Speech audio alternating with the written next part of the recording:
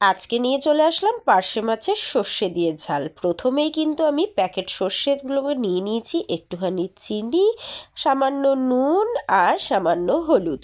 এটাকে জল দিয়ে এখন ভালো করে গুলে সাইডে রেখে দেবো। এইভাবে সর্ষে পাউডার গুললে পরে কিন্তু একদম তিতো হওয়ার সম্ভাবনা হয় না। আমি প্রত্যেক সময় এই সর্ষে পাউডার দিয়ে এইভাবেই গুলে রান্না করি।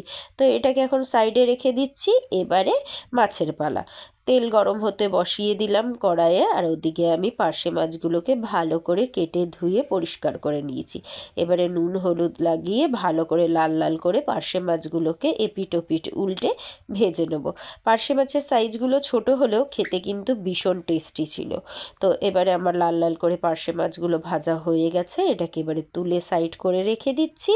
এরপরে ওই তেলের মধ্যেই কালো জিরা ফোড়নে দিয়ে দিলাম, আর দিয়ে দেবো হলো কাঁচা লঙ্কা চেরা। এইভাবে একবার সর্ষে দিয়ে পার্শে মাছ করে খেয়ে দেখবেন। আর আপনারা যদি অন্য কোনোভাবে এই রেসিপিটা বানান তাহলে অবশ্যই আমাকে কমেন্টে জানাবেন, আমিও বাড়িতে একবার ট্রাই করব।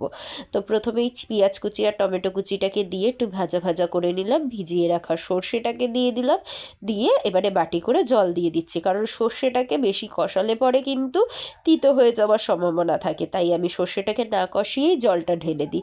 ঝোলটা যেই ফুটে গেল, ভাজা মাছগুলোকে দিয়ে উল্টে পাল্টে ভালো করে ঝোলের মধ্যে চুবিয়ে দিলাম, যাতে পুরো ঝোলটা একদম মাছের ভিতরে পর্যন্ত ঢুকে যায়। এবারে ভালো করে কিছুক্ষণ ফুটিয়ে নিলে পরেই কিন্তু পার্শে মাছের ঝোল একদম রেডি।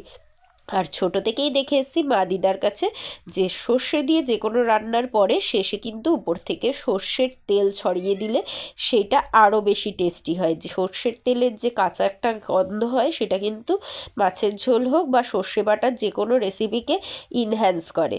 তো আমার পার্শে মাছের ঝোল কিন্তু বা সর্ষে বাটার ঝাল কিন্তু একদম রেডি হয়ে গেছে।